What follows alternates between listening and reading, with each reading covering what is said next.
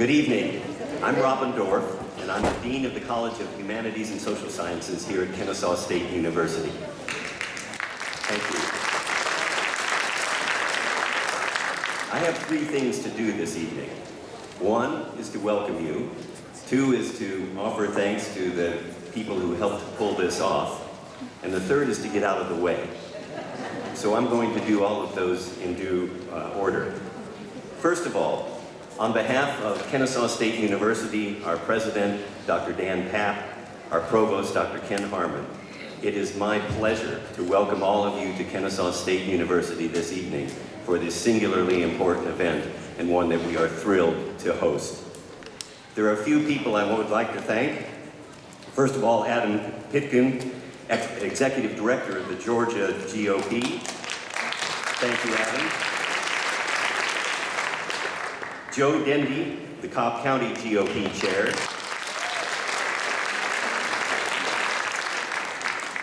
I certainly have to thank the KSU College Republicans, without whose help we would not have been able to pull this off tonight. And Donald Fritz is their chair.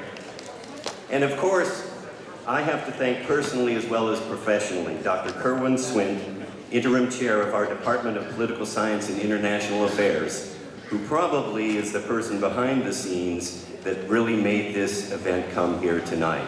Kerwin, thank you very, very much, and I know he'll be out here in a moment.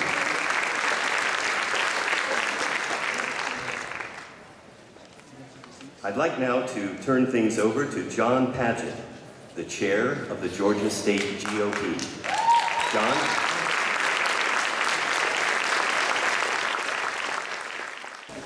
Ladies and gentlemen, I'm John Padgett, Chairman of the Georgia Republican Party, and I want to welcome you to Kennesaw State for our second Senate debate.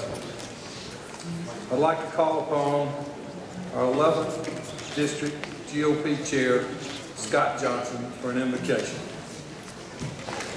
I invite you to join me in prayer. Heavenly Father, we're truly thankful. Thankful to be citizens of this wonderful United States of America. Thankful that we are here tonight to celebrate freedom and to be together in the amazing act of choosing our representatives. We thank you for everyone here, Lord, but we want to invoke your presence above all. We invite the presence of Almighty God here because we know that his presence is most important. We thank you for the heroes that serve us every day all around this world that we call our soldiers, sailors, airmen, and guards. Lord, we thank you, and Marines, and we thank you for them, Lord. Father, we thank you for, especially this week, for the first responders that serve us so well every day, but we saw so many of them doing the selfless things that helped us get through this trying week here in Georgia. We thank you for them, Lord. We thank you for the citizens that also gave of themselves so selflessly. And Lord, we ask you to bless these candidates here tonight. Lord, we expect one of them will serve us for the next 6 years, starting next year, in the United States Senate. And when they do, we ask that you would lead and guide and bless their every act and their every effort. And Lord, we ask for your blessings upon everyone in this place tonight, and in confidence we pray in your name. Amen. Amen. I'd like to call on Michael Fitzgerald, who is our 6th District GOP Chair, to lead us in the pledge. Could all join me and stand, please?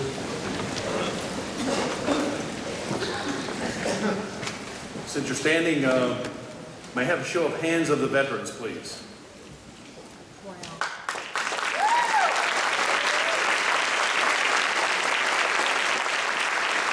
What's happening here tonight is America in action, and we owe these gentlemen for that privilege of being here. Thank you very much, gentlemen.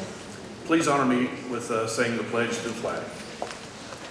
I pledge allegiance to the flag of the United States of America and to the republic for which it stands, one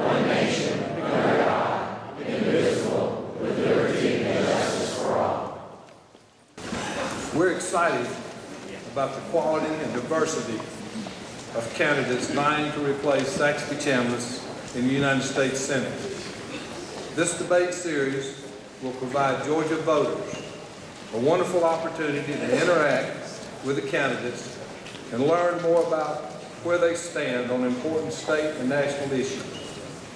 I'd like to give a big thanks to everyone who made tonight's debate possible. Thank you to the media for covering this important event. Thank you to the audience for being here and participating. And thank you to the candidates for setting aside time in their busy schedules to meet with Republican voters here at Kennesaw State.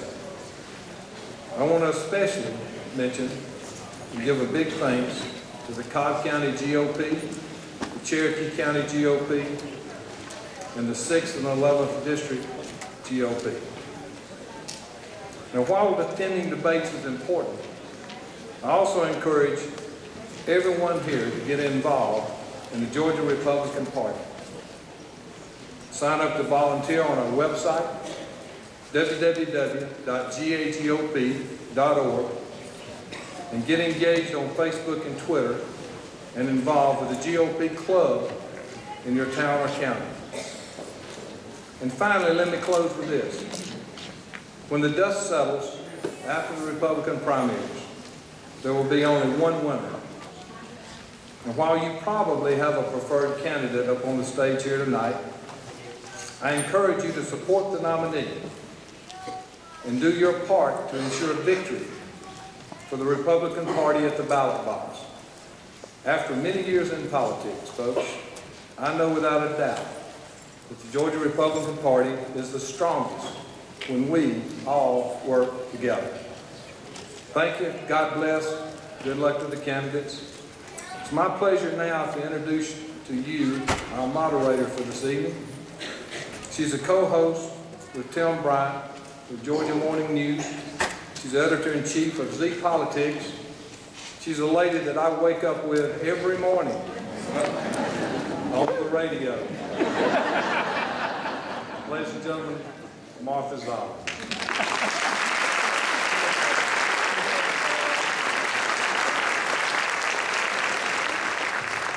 Thank you so much for having me tonight, and welcome to Kennesaw. I'm Martha Zoller, and this is the second in a series of 7 debates that the Georgia GOP will be sponsoring all around Georgia. We're very excited about that. I want to take a moment to just explain the rules of the debate. Each candidate will be given 2 minutes for an opening statement. Each candidate will be given 90 seconds to respond to each question, and the timekeeper is in the front row, and so he will have a yellow card to warn and a red card to stop. At that point, I will allow the candidate to finish their sentence, and then I will cut them off because we're going to keep this thing on schedule. Also, we are going to, every candidate will be asked every question, and each candidate will be given 30 seconds for a rebuttal at my discretion. And the thing that I use to determine if they get a rebuttal is if someone gets called out by name.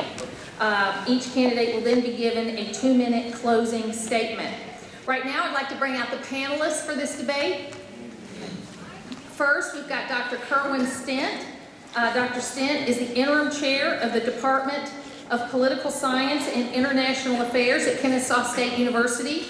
He is the author of 4 books on American politics and a frequent speaker and political commentator, and a tenured professor of political science specializing in campaigns and elections and mass media. He and his work has appeared on a number of national and international media outlets, including CNN, Fox News, the BBC, the ABC program The View, the Wall Street Journal, the Los Angeles Times, NPR, the Toronto Star. Wow, a lot of places all around the country, and numerous other media. Thank you so much, Dr. Squint.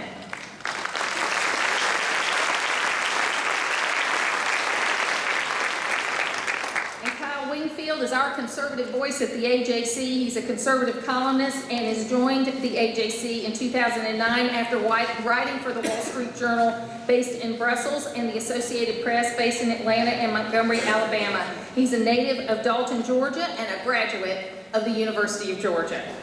Now we'd like to ask our candidates to come out on the stage.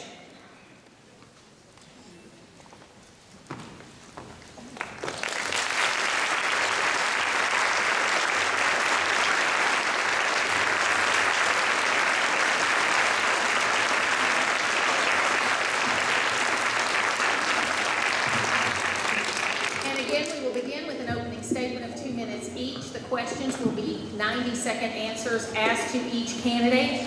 There will be rebuttals based on my discretion of 30 seconds, as well as a closing statement of 2 minutes each. We will begin at the left and go to the right for the opening statements. We'll do reverse order for the closing statements. The same thing with the questions. We will begin the first round of questions with Eugene Yu, go on down from there, and start with the second person, and so on. And we're going to try to keep this on time. We appreciate you being with us here today. Let us begin now with our first opening statement with Eugene Yu. Our nation's in crisis. Economy is bad. There's no job. Our younger generation,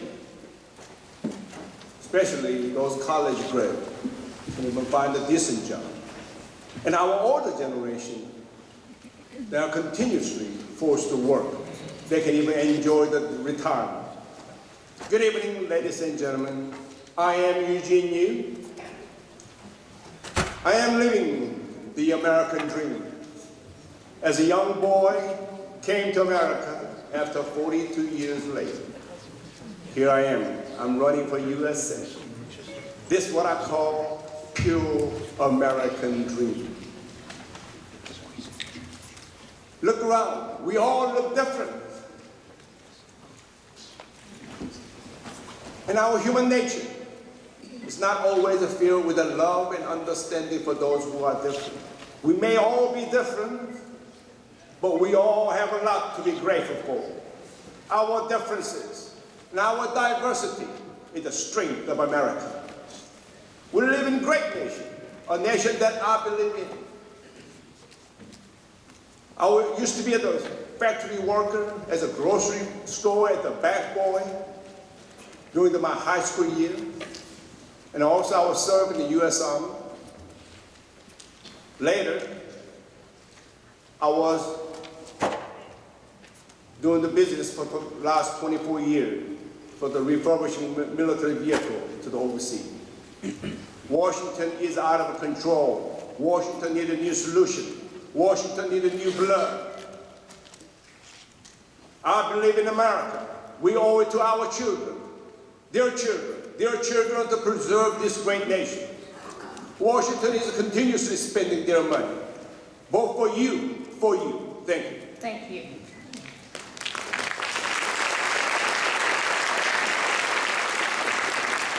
Derek Grayson. Greetings, everybody. I'm glad you're here. That shows that you care. Let me get right to it. I won't waste your time trying to sell you on conservative principles. I trust you already know what that is, and I say this every time I speak. I like to get to the nitty-gritty.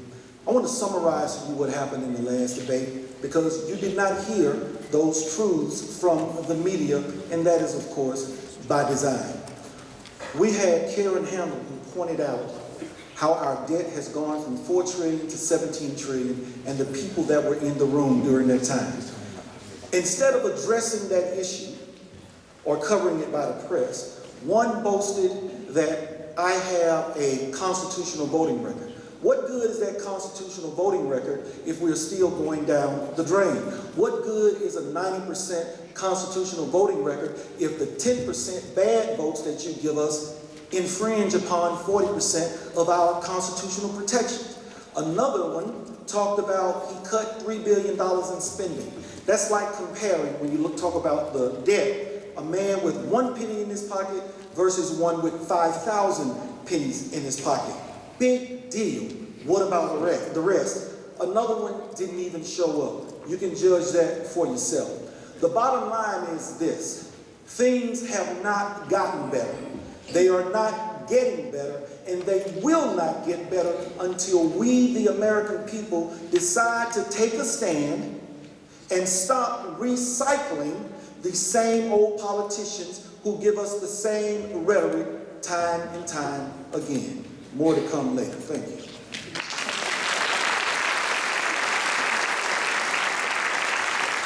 Art Gardner. Good evening. My name is Art Gardner, and I don't think very many people in this room know me, so I'm going to tell you a little bit about myself. I'm 55 years old, been married for 32 years. My wife and I have 3 adult children. one of whom is in the audience and is going to graduate from this school this semester. At the age of 14, I was an Eagle Scout candidate, and I gave up scouting to start working full-time. And I've been working full-time ever since. I worked my way through Georgia Tech as a mechanic. I worked for 10 years as a car mechanic. Got a degree in mechanical engineering from Tech.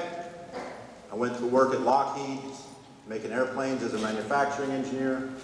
Went to law school, became a patent attorney in 1988. I started my own firm in 1995, and we employ 18 people, so I spent most of my life in small firms. I've got 40 years of service as a problem solver, and I like to joke that if I can't fix it, it probably ain't broke. Now, I'm not a Me Too candidate. Most of these candidates are going to say pretty much the same thing. I'm the only candidate on this stage that's got the courage to say that we need to change directions, that we need to get back to the core of Republican conservatism and not the path we've been on lately. We need to get back to Reagan's Big Tent Party. We can't allow a vocal minority to drive away women, minorities, young people from our party. We need those voters. I'm out to fix the budget, to restore normal bipartisanship, to reduce the size of the government, and leave people alone. If we can focus on governance instead of divisive social issues, we can fix the government and grow our party, and our party will return to the successes we've had over the last 4 decades. Thank you.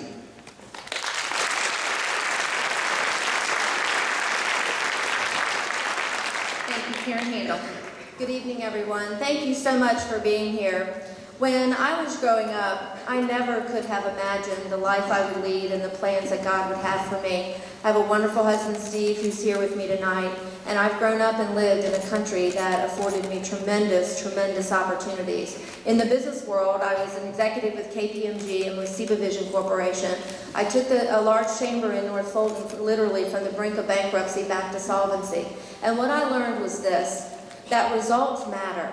And just as results matter in the business world, they matter in elected office too. Let's look at the results.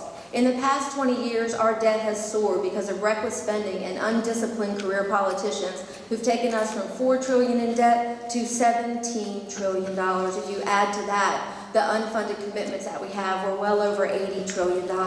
We're overtaxed, we're overregulated. We need to have new leadership in Washington, individuals who will have the guts and the resolve to put this country on a new trajectory. I am the proven conservative in this race. I have a track record of actually putting my conservative principles into action. As Fulton County Commission Chairman, I had a $100 million budget deficit, but I faced it head on. I didn't kick the can down the road and leave it for others to solve. We dealt with it by cutting spending, and I did it without the benefit of a Republican majority. As your first elected Republican Secretary of State, a great honor, I cut the budget by 20%, preserved vital services, and implemented photo ID. That's the kind of conservative leadership, that's the kind of strong leadership that I'm going to bring to the United States Senate. I look forward to this evening. Thank you again for this opportunity.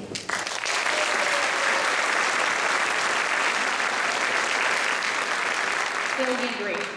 I'm Congressman Phil Gingrich. I don't think I have to introduce myself to you. This is my congressional district. I am, of course, very thankful and grateful to the Georgia GOP and to Kennesaw State University for hosting this forum. The last time we had a forum, this was put on by the Georgia Municipal Association, and they titled it a job application. And ladies and gentlemen, it really is. This is a job application. When you hear my resume, hopefully that you will agree that I am the best person for this job to have the honor of representing you over the next 6 years in the United States Senate. And I thank you for that opportunity. You're going to hear, and maybe you already have heard some of my opponents suggest that some of us are career politicians. I am not a career politician. I think those of you who have known me, maybe some of you as long as 38 years, the time that I've lived in this great county of Cobb, that I am a career doctor. I've spent 26 years delivering 5,200 babies. I still work 1 day a month at the Good Samaritan Clinic, taking care of the low-income people, many of them Hispanics, that can't afford to pay. And I'm very, very proud of that. I'll represent you to the best of my ability in the Senate. And the most important thing, and I know this better than anybody up here as a physician, Obamacare is killing us. It is destroying this economy. It's destroying this country. It is killing jobs. And that's why I have made a pledge in my very first time, an accountability pledge, not a lame term limit pledge, to say to the people of this great state and this country that I will repeal Obamacare in my very first term, or I will come home. And, oh, by the way, amnesty over my dead body. Thank you.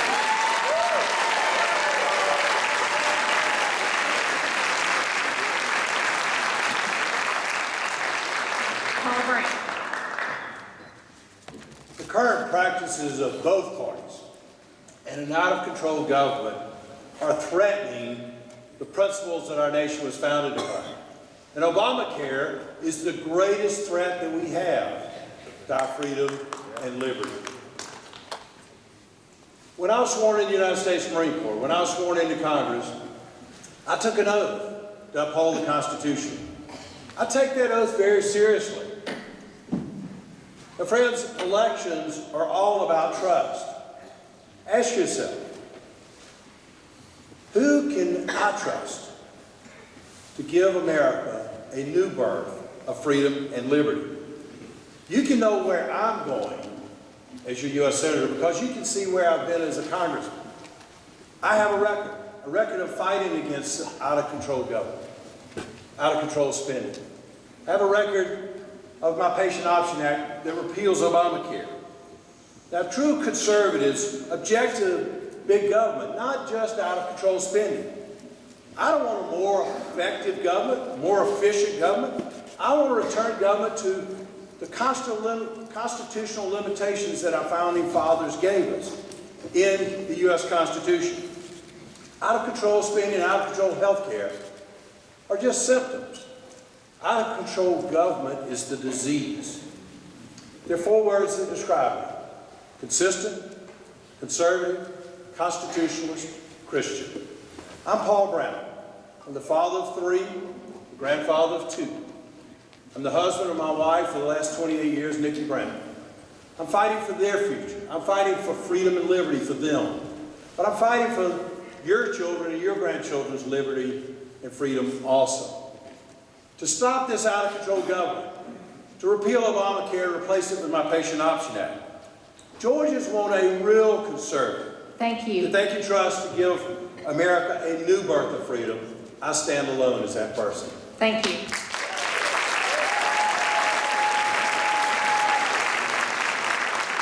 Jack Kingston. Ladies and gentlemen, the American dream is at peril. An intrusive, big spending government is sapping away our freedoms and liberties. I worry that our children will not have the opportunities that you and I have had. That's why I am running for the United States Senate. I grew up in Athens and have spent my adult life in Savannah. My dad was a World War II veteran who was raised during the Depression. He taught us the value of the dollar and the rewards of hard work. My mother was idealistic. She took us to church and made sure we knew right from wrong. She was one of the early Republicans in Athens, Georgia. Their values of hard work, frugality, and idealism have been part of my life. In our 34 years of marriage, Libby and I have stuck with these values and taught them to our children. As an insurance agent, I help grow a business and work on a 100% commission basis.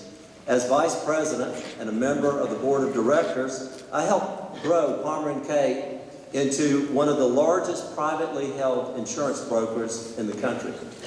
As a member of Congress, I've returned over $1.3 million to the taxpayers in unused office expenses by keeping down mailing, rent, and salaries. As a committee chairman, I cut spending $3.6 billion and had to negotiate with the Harry Reid Senate to get it done. I've worked hard to fight bureaucratic overreaches. I voted 40 times to kill Obamacare. I fought hard to rein in Dodd-Frank and to stop bailouts for private companies and the appointment of czars outside the Constitution. I've introduced a 6-point plan to rebuild our economy, create jobs, and strengthen national security. Thank you. It's 2 minutes. Thank you very much. Thank you. David Perdue. Thank you, Martha. My message tonight is very simple. I'm not a politician. I've spent the last 41 years of my life working in our free enterprise system, growing companies and learning how to compete in our global economy. I'm in this race for one reason. We have a full-blown financial crisis on our hands. I think it was caused by these guys, our career politicians, and I don't think we can trust them to fix it. $17 trillion we all know about. We've had one person already mention the $80 trillion in addition to that in future unfunded liabilities of our federal government related to Social Security, Medicare, pension and benefits for our federal employees. Well, what are we getting for that? Today, 1 out of 5 people in America is unemployed or underemployed. When I travel the state, I see that and hear that more than any other issue. But 80% of the jobs that were created by this current administration, this current Congress, are part-time jobs. That's not what drives the American economy. We pumped $3.5 trillion into this economy by our Federal Reserve. And what have we got? Nothing. And who's to blame? Well, I guess I am. But I think you are too. Because we keep sending the same people to Washington and expecting different results. Do you realize that we have fewer than 10 people in the United States Senate who have any business experience? And yet we're asking them to help get the economy going to solve this debt crisis. I'm sorry, it's just not going to happen. In this race, we have 4 politicians who have been in office 63 years. They've run 39 times. I think we know what their primary intent is. Look, this is a serious time in our country. We need alternatives. That's what I'm offering in this race. I believe very firmly that if we want different results in Washington, we have to send a different type of person to Washington. Thank you.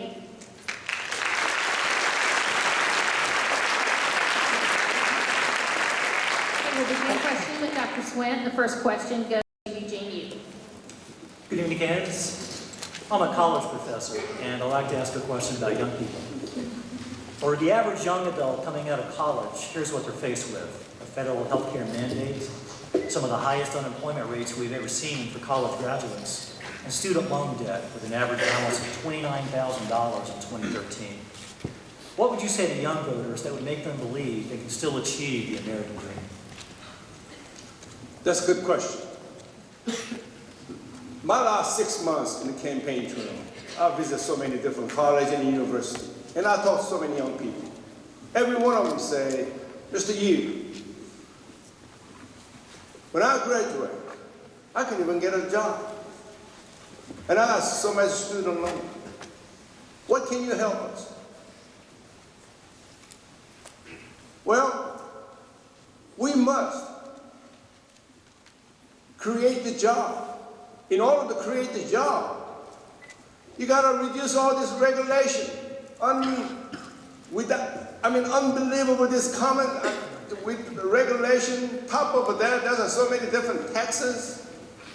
We need a more friendly business can create the job. So these young people, when they graduate from the university or college, it's not they looking for the job. The job should be waiting for them. So when I get elected, I will provide the less regulation, lower tax, friendly doing business, so the business people can create the job for these young people. Thank you. Derek Grayson. I will tell them the truth. Opportunities for our young people are going to hell in a handcart because of the people that we continue to send to Washington, D.C. I heard somebody mention big government. Same person mentioning big government while they're there in the room. We couldn't even trust the government with the postal service. We couldn't even trust them with Amtrak. And now we've let them get into our educational system. Why do you think college debt is so much of a burden on our students? I know what the government has done to black schools. They are terrible. And now with Common Core, they will do the same thing to the schools that most white people are going to. Stop listening to the press.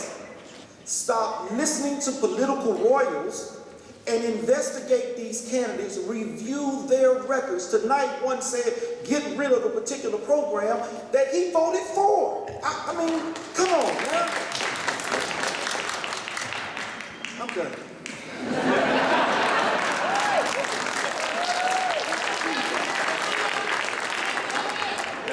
Art Gardner. Well, young people today are getting the short end of the stick, absolutely. And the problem is that the government is spending way too much money, and they are really threatening the future of young people.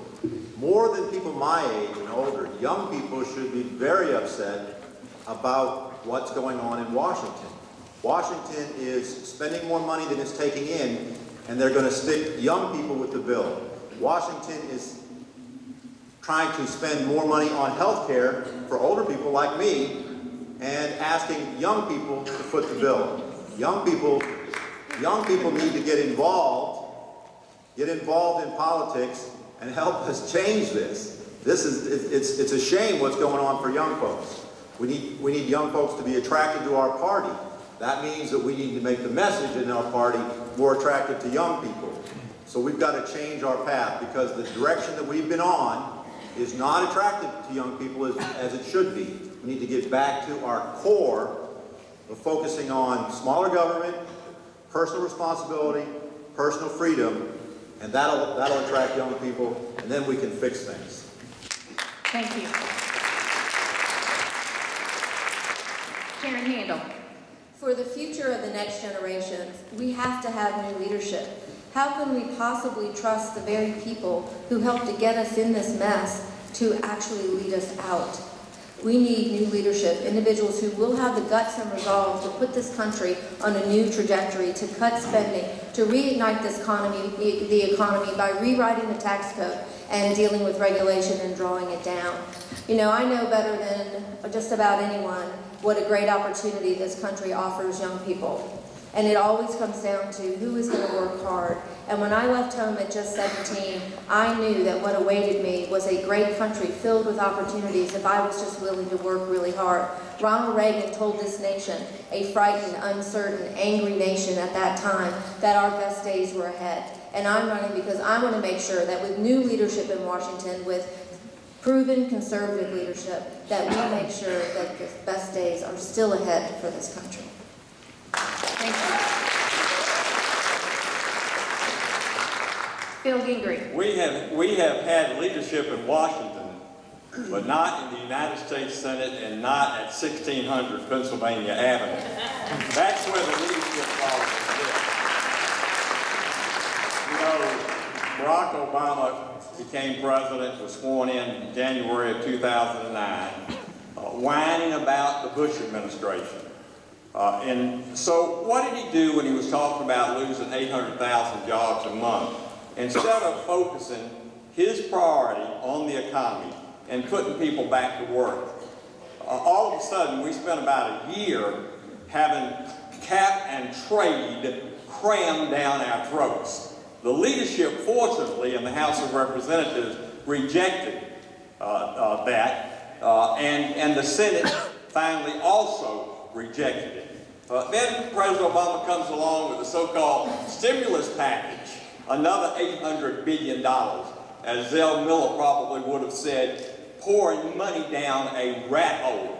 And after that, of course, we were faced with TARP, Toxic Asset Relief Program, that was nothing but a giveaway of capital to the businesses that are, in his opinion, too big to fail, while destroying the small businesses across America that are too small to succeed. That's what's been happening. And now, of course, finally, him signing into law on March 23rd, 2010, Obamacare, the so-called Affordable Care Act. Thank you. It's the Unaffordable Care Act. They're destroying this country, Thank you. and we're going to stop it.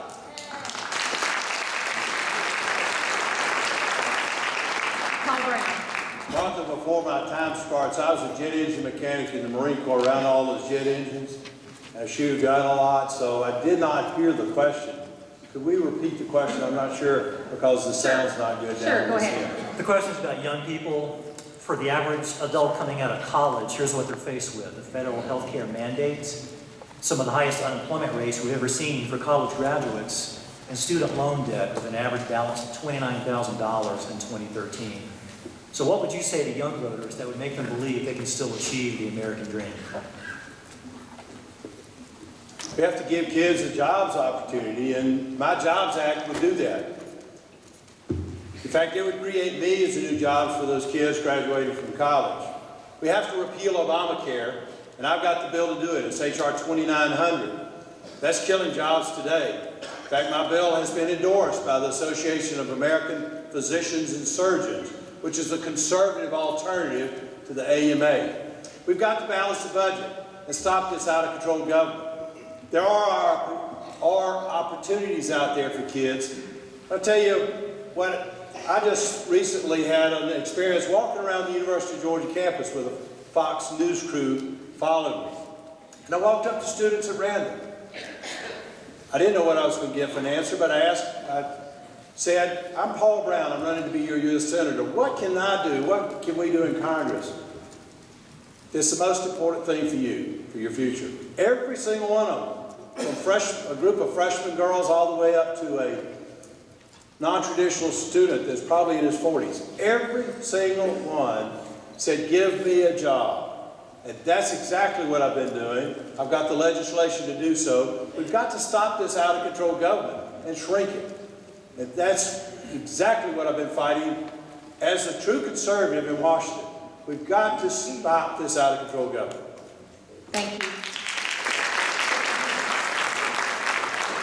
Jack Kingston. You know, someone who speaks on college campuses a lot, I like to tell the students true stories. And I often tell them the story about Marty Daniel in Pembroke, Georgia, who was a sports marksman who needed a part for his gun. He designed what he wanted, but found he could only buy 100 of them. So he used 3 pieces and then put the other 97 online and sold them. And then they all sold out. And he got another 100 and sold those. And he found out that the soldiers from the 3rd Infantry were buying these things. And he had an idea, hey, if there's a need out there, maybe I could start a new business. And today, Daniel Defense in Pembroke, Georgia has 260 employees. I tell them stories about that because you can still make it happen in the United States of America. So the first thing you need to do is be very appreciative that we are here. Now, the other things that we need to do to make sure that that dream and that opportunity is passed on to the next generation, number 1, we need a tax system that is fair and competitive and simplified. Number 2, we need a regulatory environment that does not overreach and stifle creativity. And number 3, we need oil independence so we can bring down the price of gasoline and get the economy moving. Thank you.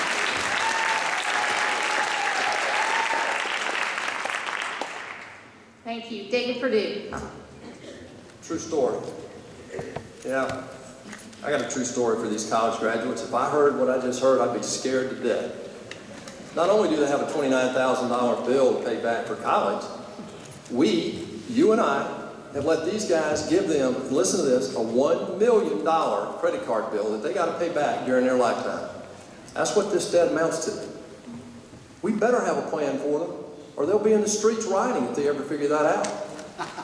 The solution is not complicated, but I've heard tonight the American dream. We have leadership in the House. We have hope for our kids. We have cap and trade. Well, you know, last time I checked, yeah, they defeated cap and trade, but the president turned right around and told the EPA to kill coal, and they did. Where was our Congress then? Yeah. This job act we keep hearing about, what do you really think the chances of that ever getting passed are? It's time to get serious. These kids deserve it. This is the first generation in the history of America that their parents have to tell them that they're not going to have a better life than we had. That's ridiculous. That's why I'm in this race. Let me tell you, if you get the out-of-control regulators pulled back, you get this tax system blown up, you get listen, since 1973, we have not had an energy policy in this country. How ridiculous is that on anybody's watch? The last thing is you've got to get this infrastructure. We're spending a third of what we should be spending on our infrastructure right now. If you want to compete with China and India and Pakistan and all these countries, you better get serious about infrastructure. The last, I'm really concerned about our kids. 1 out of 3 kids in America today does not graduate from high school. We've got a full-blown crisis already. Thank you.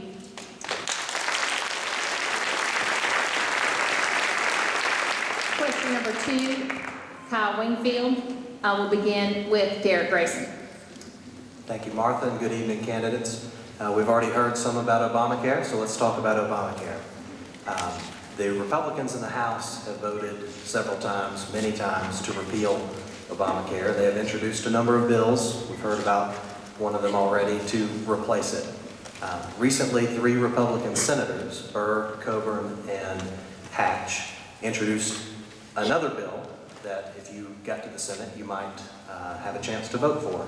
The first section of that bill would repeal Obamacare, and the rest of the bill is a comprehensive attempt to replace it. Do you favor this bill? What parts about it do you like, and which parts of it do you not necessarily like?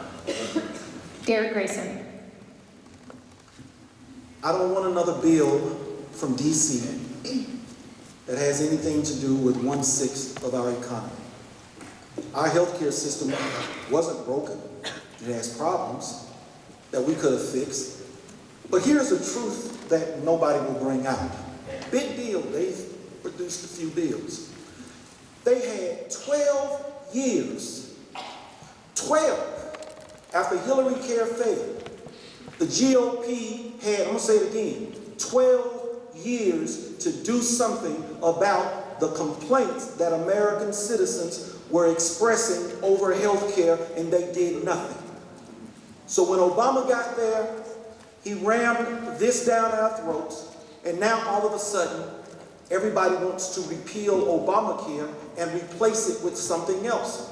I don't want you to replace it. I want you out of the way. I want states. I'll stop right there. You get my point. Art Gardner. Well, there are a number of issues with Obamacare. We'll start with, as a lawyer, I don't believe that Obamacare is constitutional. I disagree with the Supreme Court about that. And it begs the question, does the government have any business being in the healthcare business? And I say no. And one of the very unfortunate things about the way this debate has gone forward is it has created in the minds of many people the idea that healthcare is a human right, it's a basic right, and it's independent of the Constitution. And that is incorrect. Healthcare is not a basic right. We only have rights that are under the Constitution. We can just stick to that.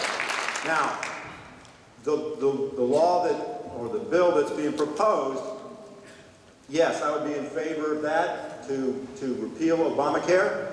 And there are some good things in that proposed bill, because what that proposed bill does is it focuses on fixing, if you will, health care with a limited approach by focusing on just the things that need to be fixed. We don't need to overhaul the entire system just to address some specific problems. And that was the big problem with the Obamacare. Thank you. Karen Handel.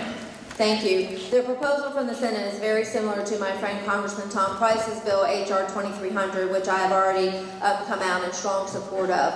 You know, for Republicans, part of what happened is that when we had an opportunity to lead on the health care issue, we didn't. We dropped the ball, just like we've done on so many other issues, whether it be dealing with spending over the past 20 years, dealing with the immigration issue. We simply haven't moved things forward. The Democrats, the liberals are relentless in pushing their agenda, and we have to do the same, whether it be on health care, on enforcing our immigration laws, on rewriting the tax code. We have to be relentless, and this is our opportunity with H.R. 2300 to put forth a market-driven, patient-centered approach to healthcare reform that will address some of the things that are broken in the healthcare system that we all know about, being able to have portability of plans, high-risk pools, more robust health savings accounts, and importantly, having more tort reform so that we can begin to deal more effectively with defensive medicine, which is so driving up the cost of health care. So I think that we have to be in a place of actually leading on these issues, not sitting on the sidelines, trying with sponsoring this, or voting no, leading, putting forth conservative principles that will get this country back on track.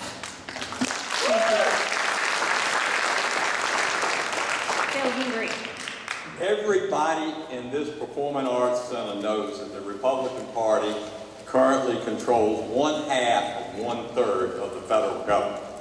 And they also know in the House of Representatives, where we do have control, that we have voted over 40 times to either outright repeal Obamacare or repeal the most egregious sections of Obamacare in that 2,700-page bill.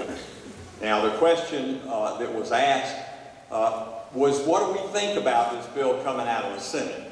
By Dr. Coburn, by Senator Burr from North Carolina, and Senator Orrin Hatch from Utah.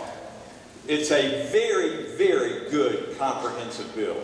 It includes many of the things that, on the House side in particular, coming from the House GOP Doctors Caucus, of which I co-chair, of which I formed. And we have dropped individual bill after individual bill. My colleague, Dr. Brown, has a bill.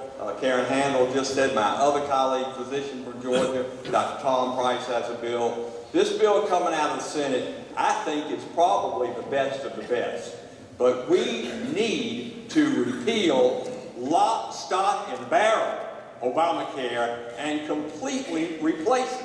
It will not work. It has not worked. It's not bringing down the price of health care. The president promised, if you like your health care plan, you can keep it. If you like your physician, you can keep her. Thank you. Period.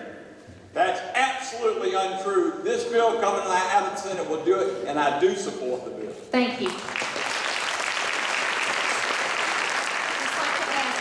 pay attention to the timekeeper. I don't want to cut you off. Okay, please pay attention to the timekeeper. Dr. Brown.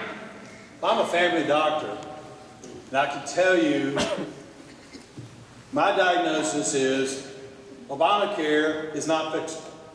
It must be ripped out by the roots and gotten rid of.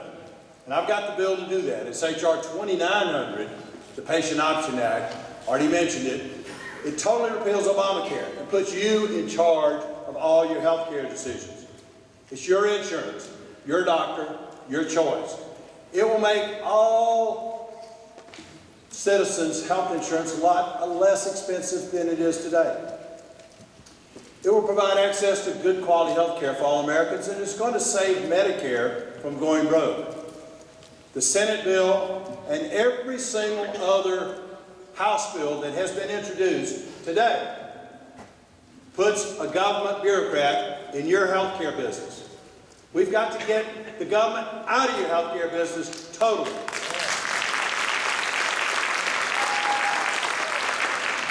And there's one bill that does that, and that's H.R. 2900, the Patient Option Act, which has been endorsed by the Association of American Physicians and Surgeons, which is the conservative private practice alternative to the liberal AMA. That's the kind of policy that you need. That's the kind of policy that I've developed as a true conservative in this race. Thank you. Jack Kingston. The Senate bill does three basic things. Number one, it returns regulatory authority to the state governments. Number two, it gives you a tax credit if you purchase health care. And number three, it gives states flexibility in the administration of Medicaid. However, we don't know if there's a cost. We don't know all the breakdown of what the government will be doing. And my concern is we need to repeal Obamacare and replace it with a market-driven mechanism that is patient-centered, one that makes health care affordable and accessible to everyone, and one that makes it competitive. I strongly believe in health savings accounts. I strongly believe in your right as a consumer to purchase health care across state lines.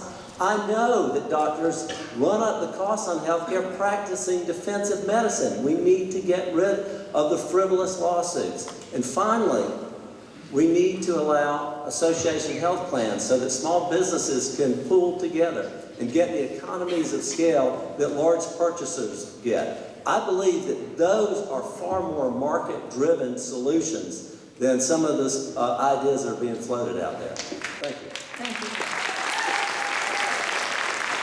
David Perdue. Thank you, Martha. You know, when the federal government gets in your business, it gets personal. Bonnie and I have been married. Bonnie's my wife. She's here in the audience somewhere. We've been married for 41 years. We got to notice a couple more recently that our own personal health care policy was canceled. Now, we don't have a substandard policy. We like the policy we had. It's with a major firm.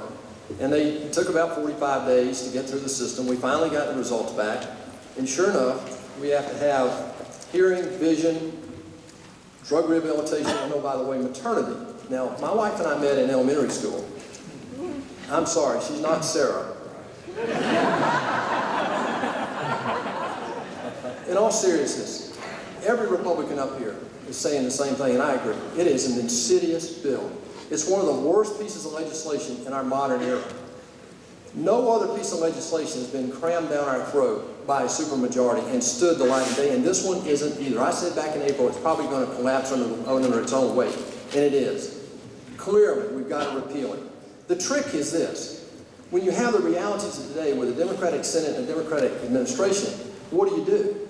Well, there are plenty of Democratic senators right now getting pressure at home from people just like you about stories just like ours.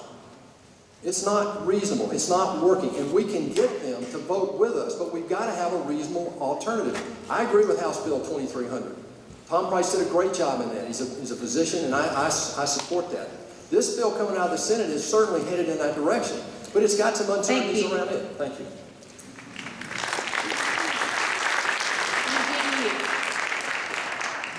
Well, we can all agree with that Obamacare is a terrible plan. There's no question about that. In my book, I give it F. However, as a Republican, we have to be a little bit more smarter. We have to come up with some solution. Exact 2 weeks ago, I released my 5-point solution, such as implement the flat tax, closing loophole, ending the third-party payer system, allow the competition in the insurance market across the state line, reform the medical malpractice law, lowering the cost of doing the business to the doctor. So, you may check under my website, check under my 5-point solution. This is the most comprehensive free market plan. Thank you. Thank you. Question 3, we'll start with Dr. Swint will ask the question, and we will start with Art Gardner. Thank you, Martha. The subject of taxes has come up already once or twice. Let's see if we can get specific about tax reform. Everybody talks about taxes. If you're in a position to, though, what ideas do you have for comprehensive tax reform? Make it more simple, more fair across the board? Our tax system is incredibly complicated and it's not uniformly applied. We need to level it out so that people similarly situated are paying similar amounts of tax. There are too many folks who are paying way too much, other people are paying way too little. In general, we need to simplify the tax plan and make sure that no matter what we do with the tax system, the person making the money, the person sweating and earning the income, the person that's risking their capital, keeps the lion's share of the income, and the government gets a minority portion, not the other way around. So first, that's number one. We need to make the tax system more transparent and make all the taxes more visible. The government hides taxes, like in the payroll tax, so that people don't know how much the tax really is. We need to make taxes more transparent. In general, though, what we need to do is lower the rates, reduce the number of deductions and special exemptions so that we keep the revenue about the same, because we need the revenue. And yet we make it more fair, more equitable across the board. Thank you. Karen Handel. We need to scrap the IRS, repeal the 16th Amendment, and get moving on the fair tax. And now, folks, let's not be fooled by the other folks up here who are going to answer this question and go on and on about how they have co-sponsored the fair tax. The reality is that individuals who have been in Congress for 10 to 20 years, they have had every opportunity to be a champion on this issue, and they haven't. They have had every opportunity to do every single thing they're going to talk about tonight, and they haven't. Why should we expect that the same people are going to give us any results different from what we've already gotten from them? We need a real champion for the fair tax. We need a real champion for you. We need someone with the guts and the courage to go to Washington, stand up to the establishment, and get the job done. A person who has a proven record of getting the job done and finding a way to do it.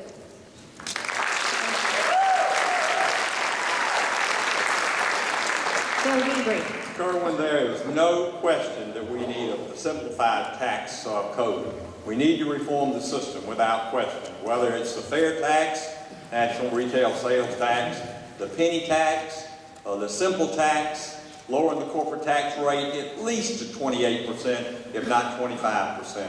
We currently have one of the highest corporate income tax rates in the world. So we absolutely need to do that. And we do need to eliminate certain deductions that have crept in over the years because of pressure from special interests. But we need to be careful in making these statements. Everybody in this room that wants to eliminate the deduction on interest paid on the mortgage on your home, raise your hand. Everybody in this room that wants to eliminate the deduction that you make to charity, your favorite charity, raise your hand. I see one or two hands going up, but there's 600 people in this auditorium. So let's think about it. Let's make sure that we do lower the tax rate for everybody. And oh, by the way, don't you think that maybe everybody that has a job ought to have some skin in the game and pay at least a marginal rate of 5%? I think that would be a good job. Paul Brown. I'm a very ardent supporter of a national retail sales tax, the fair tax. We've got to get rid of the IRS totally. But you see, it's not about just how they get our tax dollars. It's about out of control spending. If we don't stop this out of control government and out of control spending, then it won't matter how they get our taxes. We should not raise taxes on anybody. And I've never voted to raise taxes on anybody. In fact, I believe if 10% is good enough for the Lord, it ought to be good enough for Uncle Sam. But the only way we can get there is shrink the size and scope of government. And as the true conservative in this race, that's what I've been fighting for. We've got to go back to the Constitution as our founding fathers meant for it to be. There are only 18 enumerated powers. Most of what the federal government's doing today should be done by the states or the people, as the 10th Amendment says that it should be done. And that's what I'm fighting for. I'm fighting for liberty and freedom. We've got to send the money back. Leave it in your pockets instead of sending it to the bureaucrats and politicians in Washington, D.C. Yeah. Thank you. Jack Kingston. I graduated with a degree in economics from the University of Georgia and have studied our tax code, and I believe there's three things that you and I, as Republicans, need to insist upon in any tax code that we have. And I do support the fair tax, but I have great respect for those of you who might support the flat tax or simplifying the current tax code. But there's three things in which we should all agree. Number one, we should have a tax code that's simple and transparent, that you know what you're going to pay on every transaction, and it shouldn't be that if I get an accountant that I might get a little bit lower rate than you. It should be simple and transparent. Number two, it should be fair for everybody, that you eliminate all the loopholes that are out there. And then number three, and most importantly, it ought to stimulate economic growth. Because what we want is more people paying in and more people working so that you and I can pay less. You want something that's a half an inch deep and miles wide. And then, most importantly, you want it so that people from all over the world, the greatest minds and the greatest entrepreneurs will come and do business in the United States of America, and that American companies are not chased overseas because of our tax code. Thank you. David Perdue. You know, folks, isn't this part of what's wrong in Washington? We need a simplified tax code, blow it up, throw it away. I agree with all that. But why? I support the fair tax, but we've got an 800-pound gorilla that we're not talking about. That's this debt crisis. $100 trillion. It's unmanageable. $1 million per household. And we're sitting here talking about semantics of tax. Look, we're the only country in the world that double taxes repatriate profits for corporations. We're the highest corporate tax rate in the world. We have over $2 trillion sitting in other banks outside the United States, not being reinvested in our growth, our economy right here. The purpose of going after tax is because it's counter to economic growth. Right now, it disincents hard work, it disincents investment, and it incents foreign investment. That's what this current tax laws, that's what these tax laws do. It's time to send somebody up there that understands the physical and material ramifications of why we want to fix a tax code, and that's to get this economy going. You can't solve the debt crisis by just simply talking about tax increase and spending cuts. You have to get this $16 trillion economy interjected into the debate. Thank you. Thank you. Eugene Yu. Well, we all know we're going to have to do something about this tax issue. Here's my proposal. Plan our call, flat to fair. Flat to fair. We introduce flat tax that will save $168 billion. That's just compliance costs. Then we campaign for the support in Congress and among the government across the 50 states to repeal the 16th Amendment and replace income tax with a fair tax. We gotta do, if you wanna do something, you gotta do ways step by step. So, again, I propose flat to fair. But we must repeal the 16th Amendment before we go to fair tax. Otherwise, Washington will tax us too.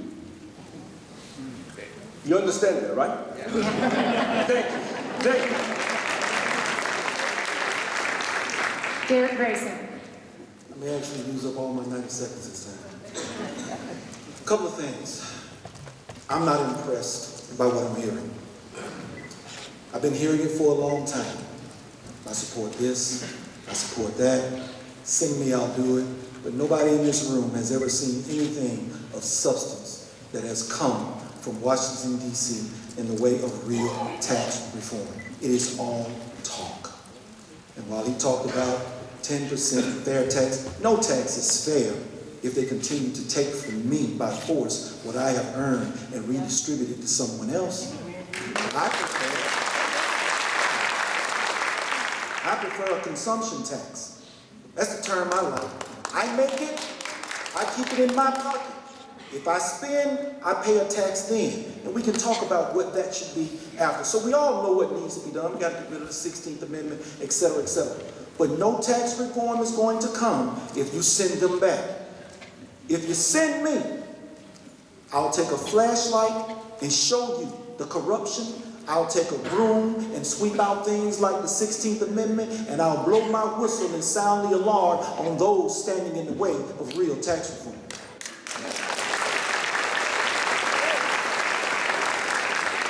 Question number 4, Kyle Wingfield. We'll begin with Karen Handel. Thank you. On Tuesday night, President Obama gave his State of the Union address. Some people in the audience might have missed it being stuck in the snow. She didn't hear the beginning of the question. She thought I was up next, but I started on second. On Tuesday night was the State of the Union address by President Obama. One of the things he mentioned in it was a proposal for what he called a My Retirement Account. And it sounds, in some ways, maybe like something that Republicans have been for in the past, which are private retirement accounts associated with Social Security. And so I'm curious if if there's anything in this proposal that the candidates find appealing, or if they think this is some kind of scam that they don't want to have any part of. Well, if it's coming from President Obama, I think we need to all be skeptical. This is the man who told us if we love our country, we can keep it. I think most importantly, we need to get the economy going again, because whether we're going to have IRAs or anything else, if people don't have jobs, if they're not able to obtain quality jobs, all the rest isn't going to matter. We've got to deal with the debt, deal with the spending, get the tax rate lowered, move forward with the fair tax, lower regulations so that we can get the economy reignited. That's what is going to get people saving again with their retirement plans. Otherwise, I'm not sure that we can get things moving. And I would submit to you this. We have 3 congressmen up here who together have been here for 42 years. They have had every opportunity to do all the things that they have talked about. We need tax reform. We need to reform our regulatory system. We need to deal with the debt. We need to deal with the spending. And yet, all we hear are more plans out of Congress to spend, spend, spend. Are we the only people who understand that we have a spending problem in Washington? It is time to deal with all of these issues, to reignite the economy, and that is then what will get people being able to have savings again.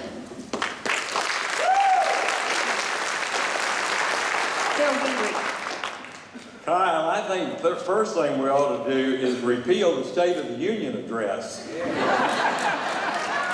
Go back to pre-Woodrow Wilson days. I think there are about 3 lines in the Constitution that have asked the President, or requires the President to report periodically to the Congress. But look, my IRA, as my opponent just said, you're going to trust this guy, particularly when he calls it my IRA? Do we not already have an IRA? Do we not already have a Roth IRA? Do we not already have a 401k? And if he wants to really, really help the American people, what he ought to do is allow people to withdraw money from their IRA with no penalty, with no taxation, and let them save their home. That's what he ought to do. And it's really simple. But all we heard was more and more bromides the other night. We almost had one representative in the gallery for every issue that he wanted to talk about. It's absolutely disgusting.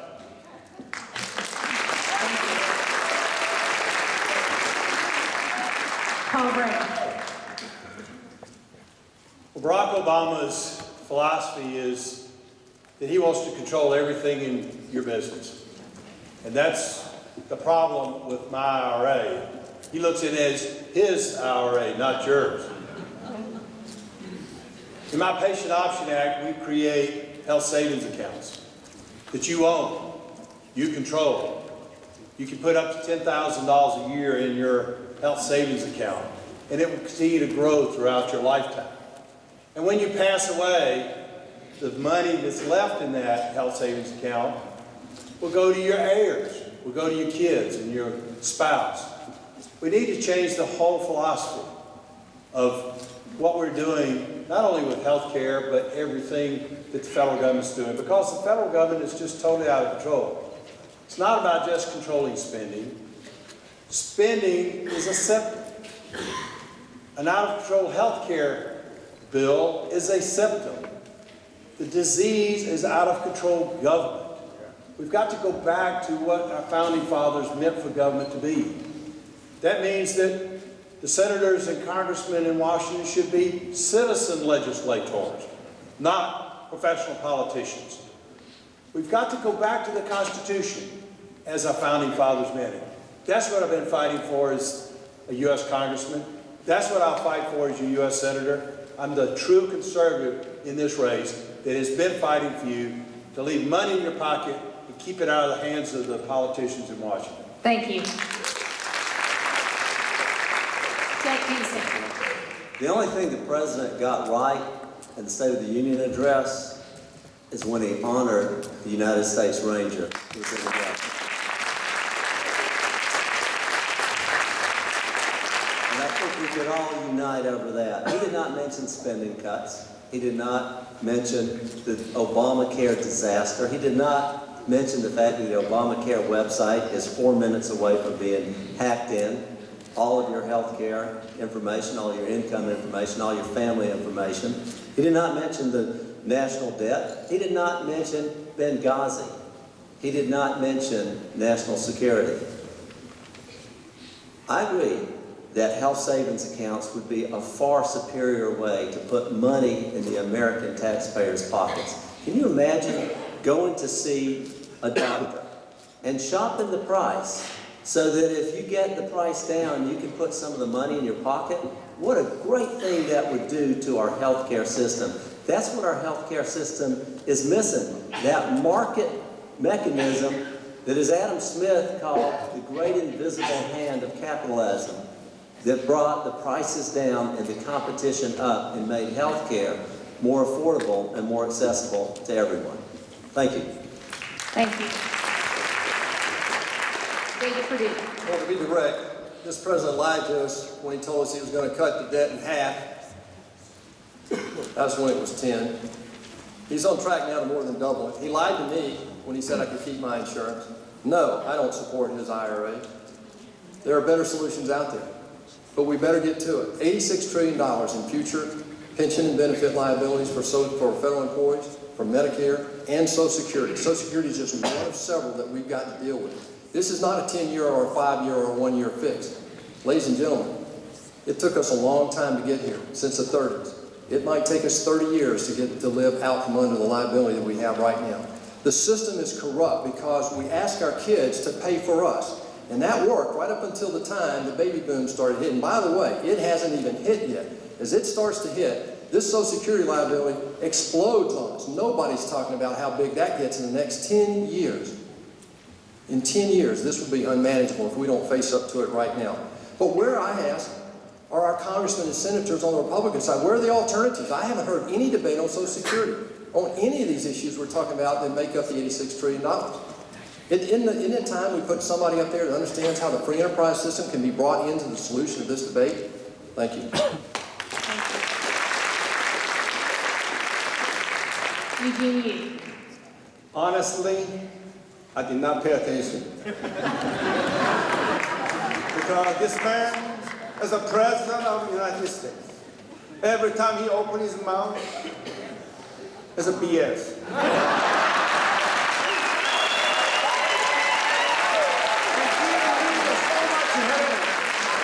Ever since 2012 November, I take so many ad bills. And this man, he don't know nothing about the foreign policy. He go to bow to the Japanese emperor, a Chinese leader, and he think he's doing the courtesy. Be nice. No way. He is the president of the United States. He should never bow his head to no other leader of the nation.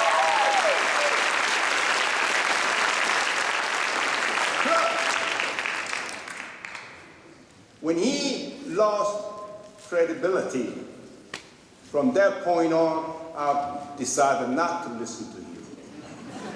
I just hoping that the time just keep passing, so we will have next United States president, hopefully from the Republican.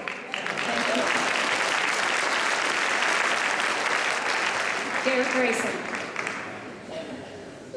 I don't even know why I have to answer that question. Why on earth would I want the government in charge of any type of savings account for me? Social Security has been in trouble for years. Since I got into this thing, there are 3 things that have come to sicken me. The first is the term African American. I was born in America.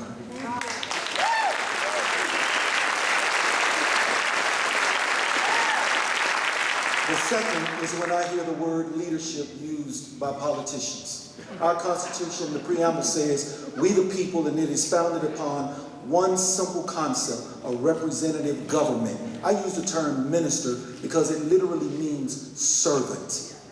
We don't have that, and they all want to lead us. I'm smart enough to lead myself. I think you are too. The third thing is to point out Obama as the single source of failure. He's not. McCain was censored because his policies are close to that of liberal Democrats. Christie just made a deal to give illegals in his state access to in-state tuition. This is a two-party problem consisting of the royals and the political elites. Obama didn't do it by himself. He has help.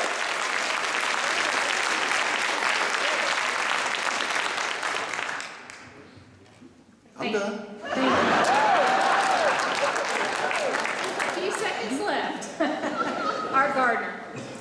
Well, I believe the question was, is there anything useful in the My IRA proposal from the president? Is that right?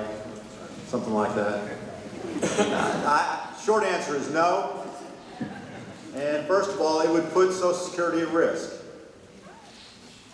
And we don't want to do that. We want to, the reality is that Social Security depends upon young people paying into it to fully pay out for the older people as we retire.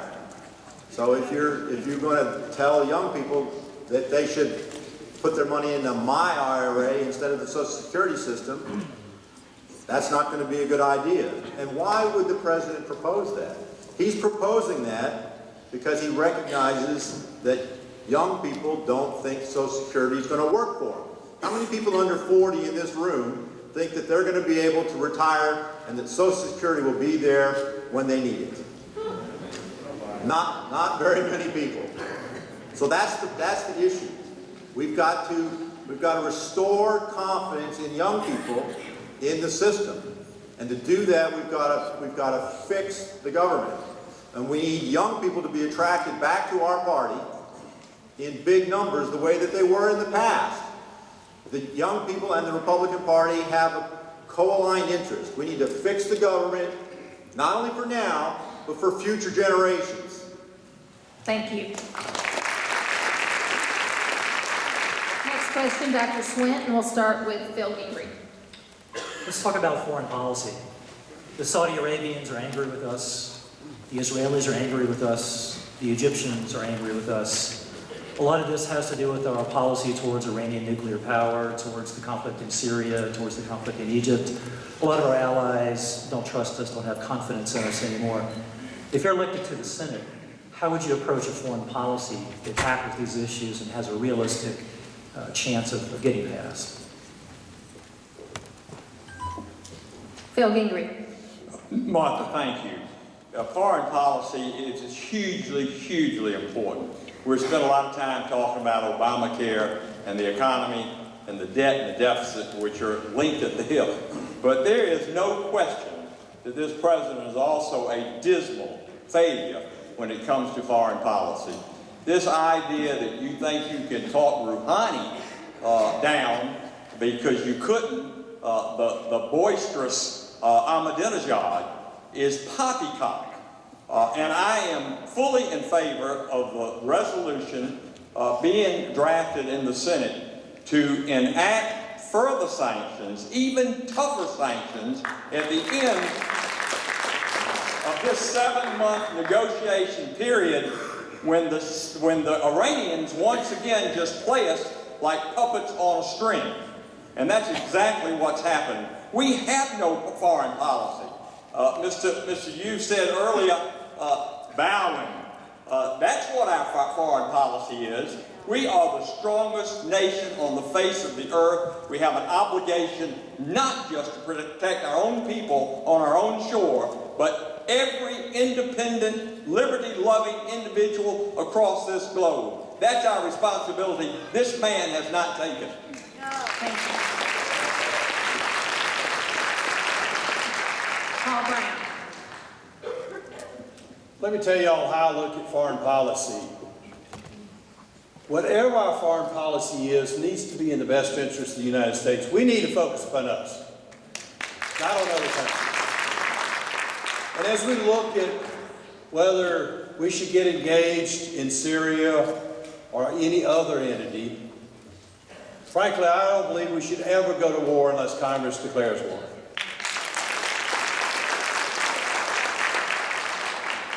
And we need to have a strategy. I was in the United States Marine Corps. Now I'm in the Navy Reserve. I was actually deployed to Afghanistan in 2012 as a medical doctor. I was over there taking care of sick and injured Marines and soldiers. We need to have a strategy, whatever it is that we do. If we ever get involved in a conflict, we need to have that strategy where we can go, we can win the war, and come home immediately. This president doesn't have a foreign policy. His whole foreign policy is just a joke. It's dismal. And that's the reason we have all these problems. That's the reason we're not respected in this world. It's because we have a president that's not respected. We've got to elect in 2016 a true conservative U.S. president who's going to look at America. I want to say one final thing. We should never give one penny to a nation where they're burning our flags and saying death to America. No money for it. Jack Kennesaw. I strongly believe in peace through strength. If you want a good diplomatic policy, it begins with peace through strength, or, as Ronald Reagan used to say, his philosophy on war was simple: we win, you lose.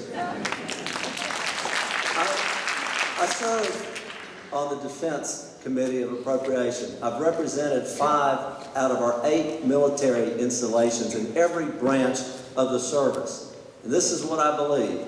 I don't want our soldiers, sailors, or airmen to ever have to fight a fair fight. I want them to be the best trained and the best equipped military that there is, and I want every conflict that we go into that the outcome is certain, and that again is we win. Number 2, when it comes to national security, I want to spy on the bad guys and not you and not me.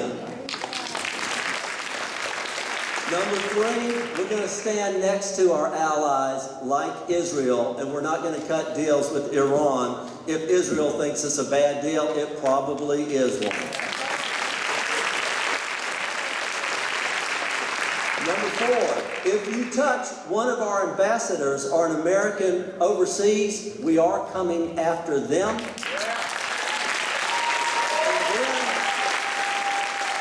And then we're coming after you. And if the United Nations has something to say about us, they can talk to us when we get back home. Thank you.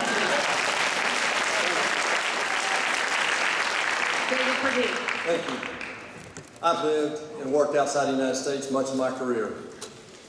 I know what people think of us out there right now. This president has confused the world. It's a very dangerous time. It's so crazy, though, guys, when you hear this loud talk, we better be able to back it up. And here's the problem.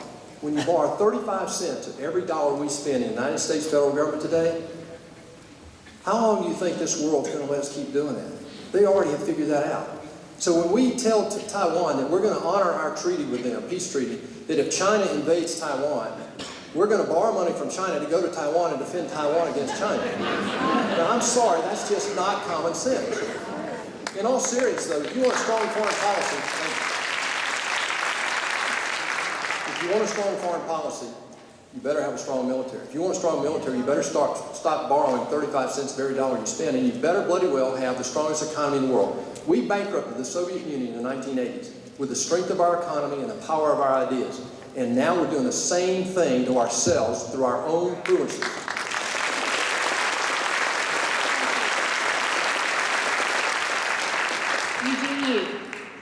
This question I can talk about 2 weeks. However, I have to talk about 90 seconds. Let me try. To me, the U.S. foreign policy, ever since World War II, we always, U.S.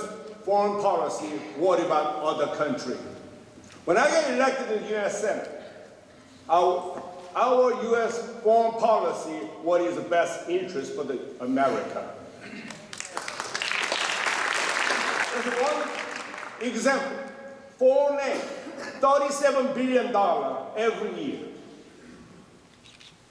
Ladies and gentlemen, if you cannot pay your home mortgage, you cannot help your neighborhood. Am I right?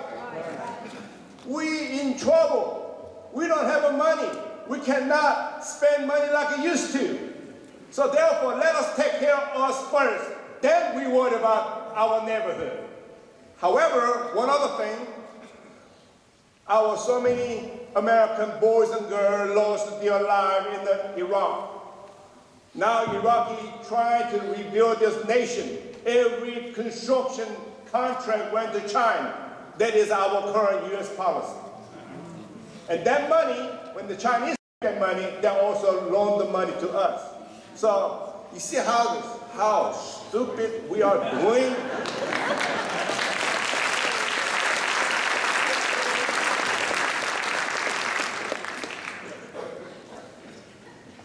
Thank you. Derek Grayson. I'm dumbfounded by the things that I've heard, and I'll tell you why. How quickly we forget the blood. We talk about Obama and his foreign policy and wars. Let us not forget, Obama adopted Bush's drawdown plan for Iraq. We're still over in Afghanistan. He bombed Libya. He wanted to go and do the same thing to Syria. Gitmo is still open. I don't see much difference. Ask the guys that are in the room, why didn't they tell us that we were being spied on? Oh, Eric Snowden did the job for them, so he's the one that's on the run because they were afraid they might break the House rules. Our foreign policy won't be much different than our domestic policy if we allow them to continue violating our Fourth Amendment rights, Second Amendment rights, which have been under attack forever and a day. So when they talk about foreign policy, don't think that this just started with Obama. Obama continued the path that Bush set us on. So he's just like his father. And that's the truth of the matter, and we need to recognize that. If we want a change, we have to look at it for what it really is. We have bad foreign policy because we like to meddle in other countries' business. Our Constitution is clear for the protection of our borders, and we have treaties to deal with our allies. Thank you. Art Gardner. I'm going to preface my comments by reminding the audience that we're running for the United States Senate. And it takes more than tough talk and a loud voice to make the right choices on foreign policy. Just yelling out slogans is not the answer. I disagree with one of our congressmen when he says it's our responsibility to protect every person in every nation. That is not our role in the world.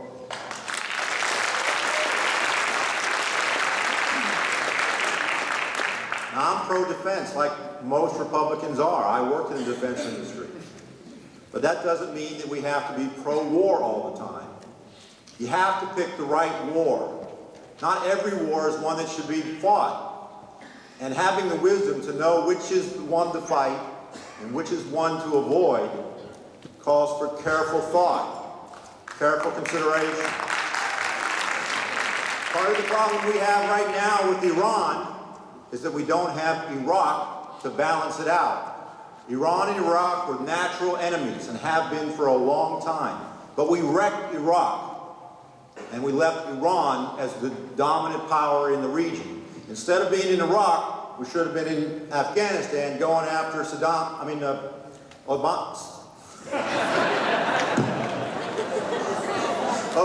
bin Laden, I'm sorry. Yes, that was the mistake we made. We went in with the wrong war. So it's fine to be pro-defense. Thank you. But we don't. Thank you. And Representative Dingley, you have a 30-second rebuttal. Well, thank you, because the gentleman, Mr. Gardner, did make reference to me. I did not say that we should help every nation in the world. I certainly didn't say that we should give foreign aid to North Korea, to Iran, to these terrorist nation states. But you know, Israel gets $3 billion from us every year. It all goes to their military and their missile defense system. They have never once asked us to put a U.S. boot or blood on Israeli soil. And I think we stand for them, and I will continue to stand for them. Thank you.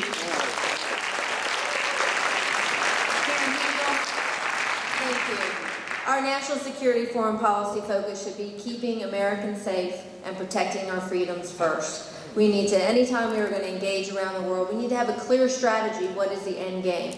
That's why when President Obama was articulating his so-called strategy to go in with military intervention in Syria, I spoke out and said, absolutely not. That was not a place where he articulated at all what our interests were and what our strategy would be and what the end game is. However, to keep America safe and to protect our freedoms, we have to have a strong military. To do that, we have to make sure that we get our economy and the spending under control so that we can adequately fund the military to ensure that they have the resources that they need to be on the ready to act wherever and whenever around the world to protect our freedoms and protect our safety.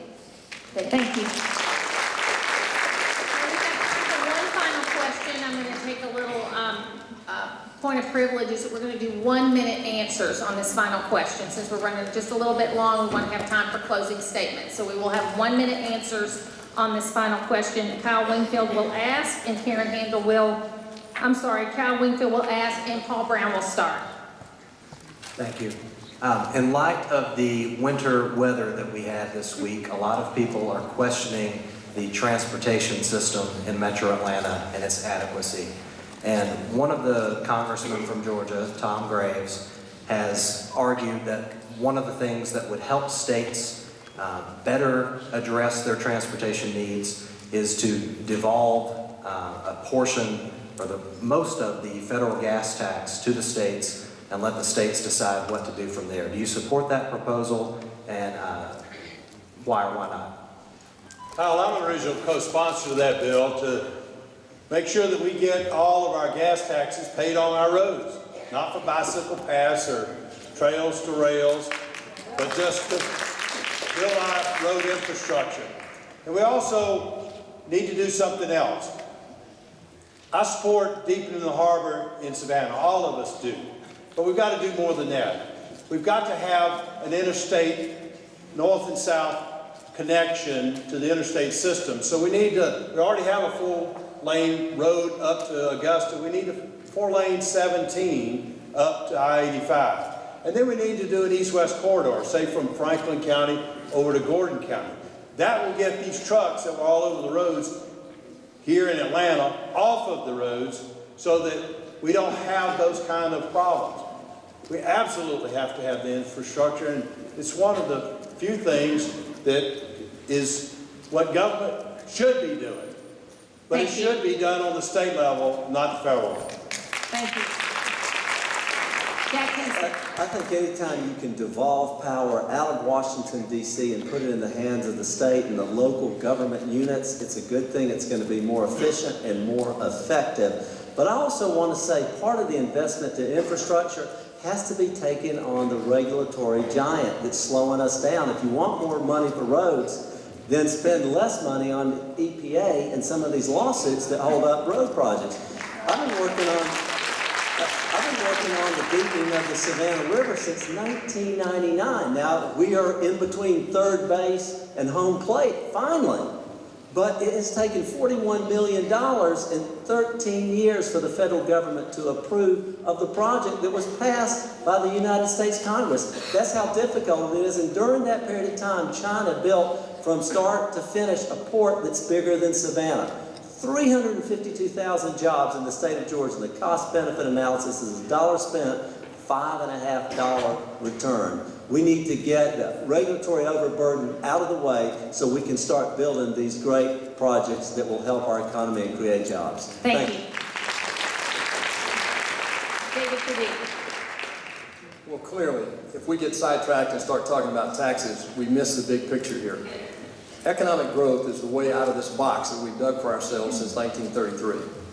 If we don't start investing the full complement of what we need in our infrastructure, we're doomed to lose our competitive advantage against the rest of the world. You realize that 10 years ago, most of the patents in the world came from the United States. Today, most of them come from Asia. Of course, we all support the port. But here's the problem. We've been trying to get that port deepened for 17 years. People, that's ridiculous. We've been digging in that port since Oglethorpe. To take 17 years to dig that port 5 feet deeper is just ridiculous in my mind. And that happened on these people's watch. Clearly, economic growth has got to happen. The Army Corps of Engineers the general in charge of the Army Corps of Engineers saying that we're spending 1/3 of what we need to spend just to maintain our infrastructure, ports, airports, roads, bridges, etc. 1/3. Where's that other money going to come from? We have got to go back to zero-based budgeting and get serious about balancing our budget to spend money on the priorities for economic growth. Thank you. Thank you. Continue. I also agree with that. We need a balanced budget, and also we always asking that we need a smaller federal government. So I think this is all the state issue. Let the state government handle it. And also, same time, the Savannah deepening the port, which I also agree with that. We need that because the Savannah deepening the port is creating a lot of jobs to this metro Atlanta area, as well as all across the southern district of our United States. However, that we need a continuously balanced budget and reduce all those regulations so the state government can handle them properly. Thank you. Derek Grayson. Anything that takes power away from the government and returns it back to the states properly within the hands of the people of that state, of course I would be for that. The only problem is government continues to stand in the way and people continue to present legislation that make us clap, that make us shout, that make some of us even sing, but it never comes to pass. That will only happen when we start to elect people that will truly represent the will of the people. Thank you. Art Gardner. I believe the question is whether we should be in favor of the federal government gasoline tax being controlled more by the state. And I'll try to answer that question. In general, yes, I would be in favor of that because people here know what we need more than people in Washington know what we need. And that's the honest truth. We know what is broken in our system and what's not broken. We don't need people in Washington to tell us what we should spend our money on locally. Period. Thank you. Karen Handel. Thank you. I agree. Anytime that we can put control back into the hands of the states, that's the best way to go. This is a good bill offered by Congressman Graves, and we need to move forward with it expeditiously. We know the transportation issues that we have here in the Atlanta area and all across the state of Georgia, so I think this would be very, very helpful. But what we need is for people to step up and actually get the job done. As I've said repeatedly tonight, it's not enough to just introduce a bill or co-sign it. We need to have real accomplishments and move things forward to deliver results for the people of our state and the people of this country. Thank you. Phil Henry. I am definitely in favor of Congressman Graves' idea of granting highway trust fund money to the states and let our state legislators, the chairman of our highway department in both the House and the Senate, and the governor and the commissioner, DOT commissioner and their board, make these decisions. Now, the suggestion to take safety out of the highway trust fund, think about that the next time your neighbor's child gets killed on their bicycle, or maybe the next time will be your child. So I think we need to be real careful about cutting and slashing and saying what we're going to spend this money for. I absolutely am not, though, in favor of including rail in highway, transit, and safety, which are all three part of the current highway trust fund. Rail ought to stand on its own. Amtrak, if they can charge us $6 for a hamburger, they ought to be able to break even. Thank you. All right, now we'll begin with our closing statements. And we started with Mr. Yu, so we will start with David Perdue. Thank you, Martha. And that's 2 minutes. Thank you. Ladies and gentlemen, I'm very concerned. That's why I'm in this race. When Harry Reid can exempt his staff from Obamacare, don't we need an outsider to change that? When the debt gets so big it becomes a threat to our own national security, when these guys watch, don't we need an outsider to change that?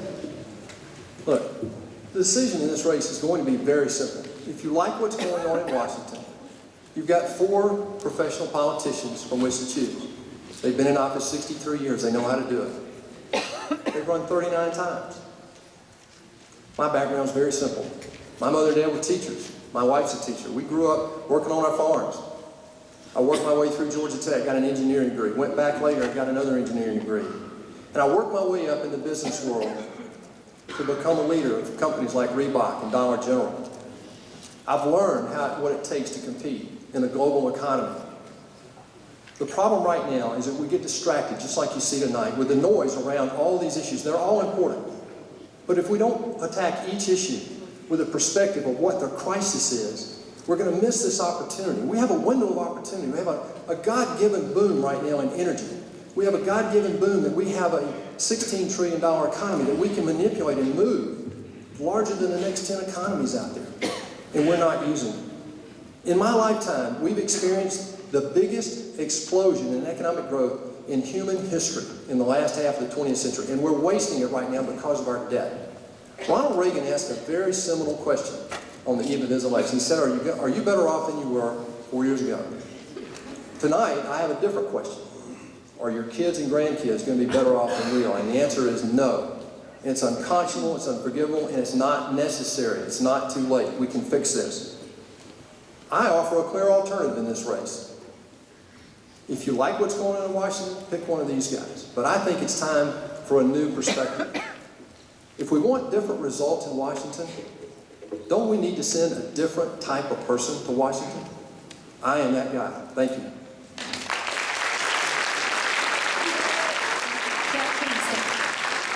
You know, we've heard a lot tonight, but one thing that is true, if we want to overcome the challenges facing our country, we need leaders who will take Georgia values to Washington and not the other way around. I'm running because I believe the American dream is at peril, and the battleground for the future of our country is in the United States Senate. Harry Reid is killing good reform, and we need to change things around. I've never forgotten the values that we grew up with and that have made this country great. Hard work, frugality, and idealism. These are the values in which Libby and I brought up our children. These are the values that I took with me to the business world that helped me grow one of the major insurance brokers in the United States of America. These are the values that I put into my 6-point plan to return our party to greatness and unite the conservative family. I'm tested, I'm consistent. I have an A+ rating with the NRA. I have 100% from the National Right to Life, 92% from the Chamber of Commerce, 100% from the National Federation of Independent Businesses, and 95% from the American Conservative Union. I not only voted against Obamacare and the Obama stimulus package, but I also voted against the George Bush stimulus package and the bailout of Wall Street, because I believe you have to be consistent. I'm a lifelong Georgian. We raised our children here. I drove the carpool. I coached basketball and t-ball. Back home, I shop at the Piggly Wiggly. And I get my hair cut at the neighborhood barber shop. Of course, when I'm in Atlanta, I might go to Tommy's the Barber to catch up on the latest. And when I'm downtown, I might go by the Varsity to get a chili dog walking. And when I was young, I would come visit my aunt in Marietta and learn to ice skate at the Park Air Mall. And I've enjoyed a good sing-along with Banks and Shane. I'm a Georgia boy. I'll never forget who sent me to Washington, who I am, and what we are fighting for.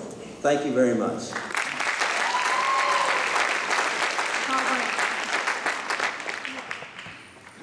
When I was sworn in the Marine Corps in the U.S. Navy, when I was sworn into Congress, I swore to uphold the Constitution. I took that oath very seriously, and I have upheld that oath. Friends, elections are about trust. Ask yourself, who can you trust to give America a new birth of freedom and liberty? You can know where I'm going because you can see where I've been. I've got a record of fighting this out-of-control government and out-of-control spending. True conservatives object to big government, not just out-of-control spending, not just an out-of-control health care. Those are symptoms. Out-of-control government Unconstitutional government is the disease. And as a doctor, I want to stamp out that disease. There are 4 words that will tell you who I am, what drives me. Consistent, conservative, constitutionalist, Christian. I'm Paul Brown. I'm the father of 3. I'm the grandfather of 2.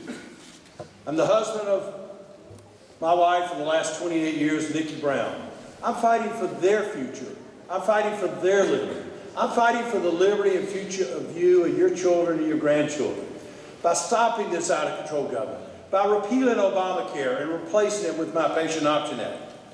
Georgians want a real, true conservative they can trust to give America that new birth of freedom and liberty.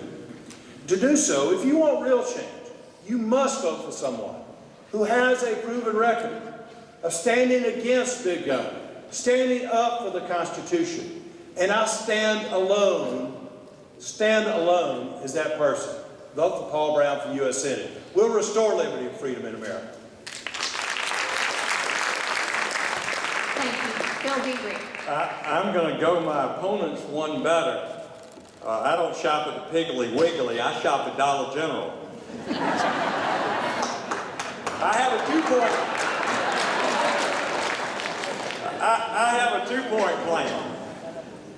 I share your Georgia values, and I'll fight for them every single day that I serve in the United States Senate, whether that's on the floor of the Senate or in my office or back here in this great state of Georgia representing 10 million people. You know, I've listened to my colleagues, and some have talked about, I am the most conservative. There are, I think, 8 conservatives on this stage, and I think you know that. But I think the important thing to think about on May the 20th, on July the 22nd, but especially in November, the big prize, is which conservative up here has the best chance of winning this United States Senate seat and being part of the new majority and getting rid of Harry Reid once and for all.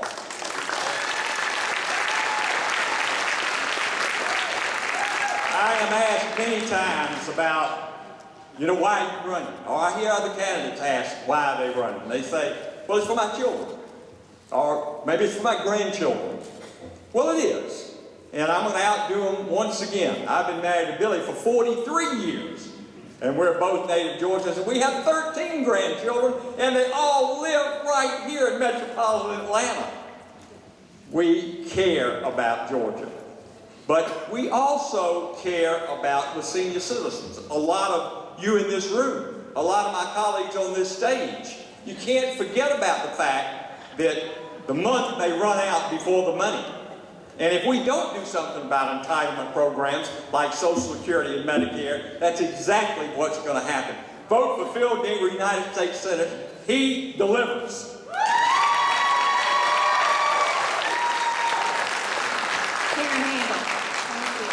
Thank you so much for being here. At the beginning of this night, we heard it said that this was a job interview. And indeed, this is a job interview. And in any job interview I've ever had or you've had, what do they want to know? They want to know what are the results. We have 3 congressmen up here who want a promotion. They want to get promoted to the U.S. Senate.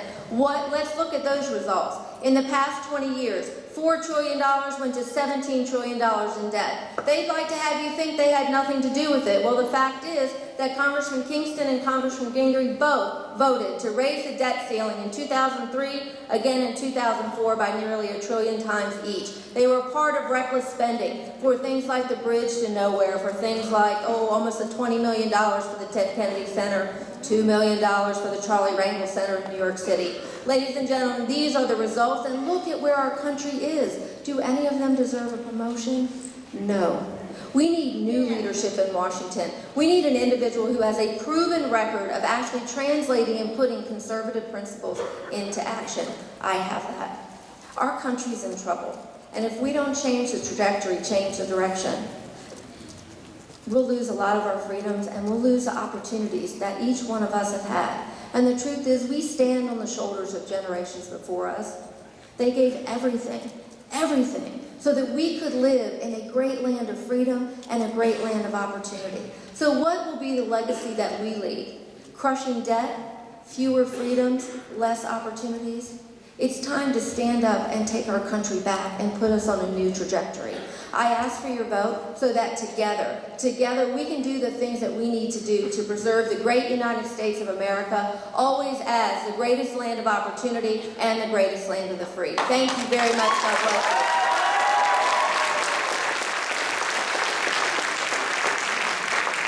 Thank you. Art Gardner. It is essential that the Republican Party remains strong and that it restores itself to its successes that it's had in the last 40 years.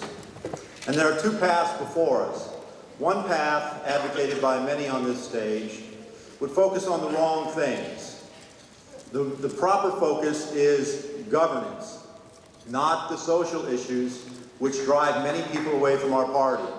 We need to restore our party to its proper conservative core, which is focusing on small government, personal responsibility, personal freedom. Now, everybody on this stage believes in liberty, but not everybody on this stage believes in liberty for all. Now,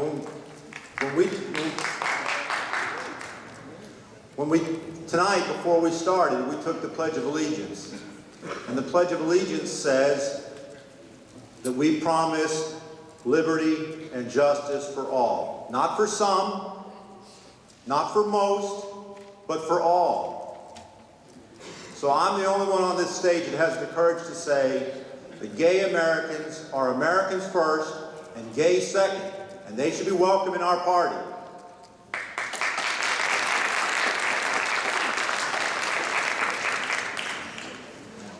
Now, if you like the job that the political class has been doing, vote for one of the other candidates, one of the congressmen, because you'll get more of it. If you like the government shutdown, vote for one of the other candidates, because you'll get more of that. If you want the Republican Party to be branded as intolerant by some and push young people, women, and minorities away from our party, vote for somebody else. But if you want a problem solver to fix the budget, I'm your guy. If you want someone to just make the government work, I'm your guy. If you want someone to help restore the Republican Party and grow it into the future and get us back to being Reagan's Big Tent Party, I'm your guy. Thank you.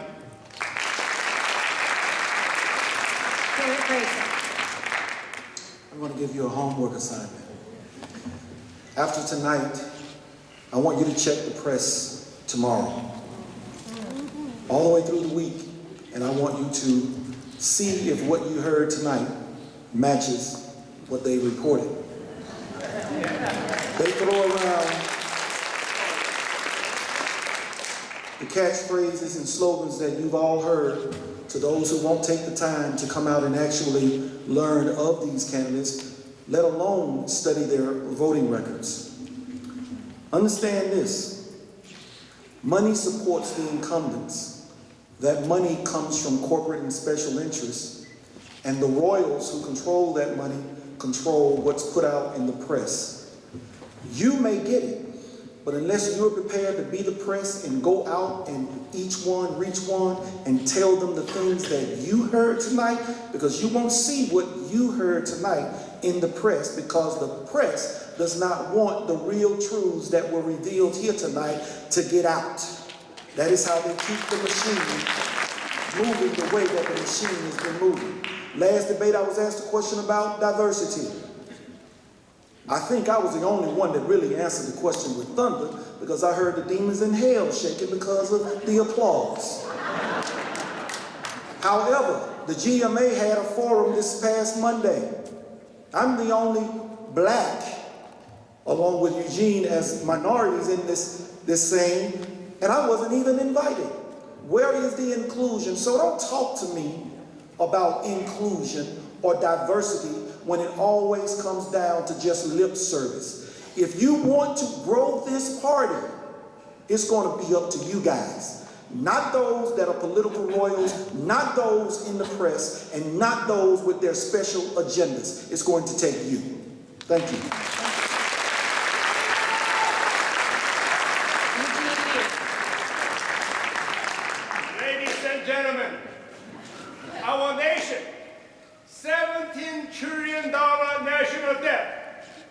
In my book, or private sector, the CEO, and all those responsible management, they all need to be resigned or get fired. So in other words, President, Vice President, Harry Reid, Nancy Pelosi, majority of a senator, majority of a congressman, they all need to be either resigned or get fired. Our father designed this country. You go to Washington, do the good job. Best way you know how. Then end of the day, you go home. Let someone else handle it. I may look a little different than you. And you know I have a little different sound. I have a little different way to talk. Maybe South Carolina way of talking.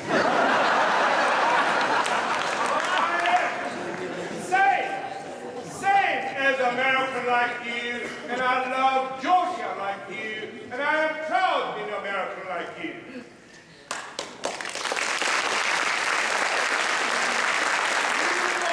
United States Senator representing the state of Georgia. Just one of 100 senator, or do you want one of a kind who will truly stand up for you and fight for whatever best interest of you? Washington need a U-turn. Vote for you and for you. That's all I'm asking you. And God bless each and every one of you. And God bless our great state of Georgia. And may God continuously bless our United States of America. Thank you.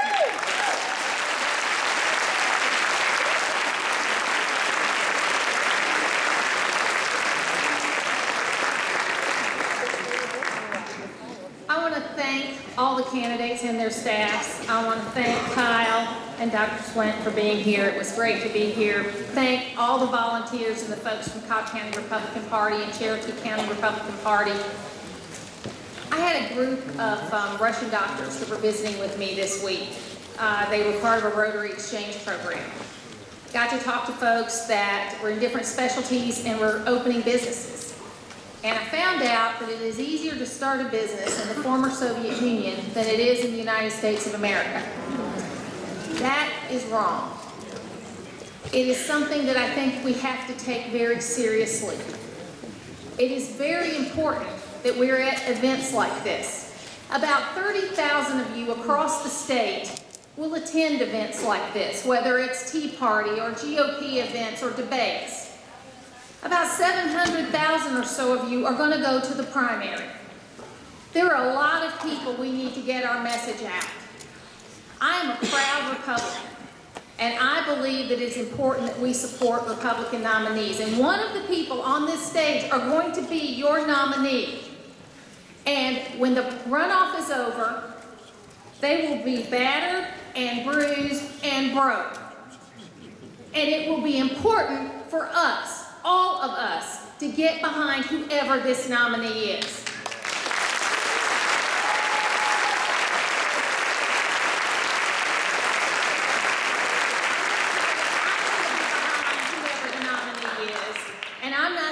Spending time in Georgia, but I'm going to be spending time in states across this country, flipping seats to Republican across this country.